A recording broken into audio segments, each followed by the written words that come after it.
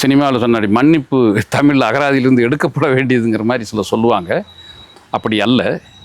வேதத்தில் ஒரு வசனம் 35வது அத்தியாயத்தில் 45வது ஸ்லோகம் வசனம் சொல்லும்.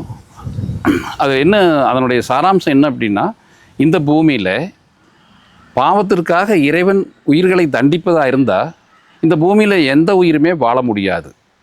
அதனுடைய பொருள் என்னென்னா, ஒவ்வொரு உயிருமே தான் செய்த பாவத்துக்கு தண்டிக்கப்பட்டால் எல்லா உயிருக்கும் மரண தண்டனை தான் விதிக்க முடியும்னு இறைவன் அதன் மூலமாக அறிவிக்கிறான்.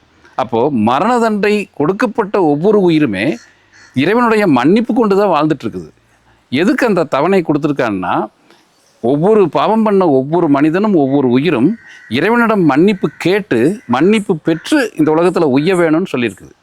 அப்போது நீங்கள் இறைவனிடம் உங்களுடைய பாவத்துக்கு மன்னிப்பு கேட்குறது மாதிரி கேட்டால் கிடைக்கணும் அப்படின்னா, நீங்கள் ஒவ்வொரு மனிதர்களையும் ஒவ்வொரு விஷயத்தையுமே ஒவ்வொன்றையும் நீங்கள் உங்களுக்கு நடக்கிற துரோகத்தை கூட நீங்கள் மன்னித்தால்தான் உங்களை இறைவன் மன்னிப்பான்கிற வேத விதி இங்கே நமக்கு மனிதருக்கு கொடுக்கப்பட்டிருக்கு.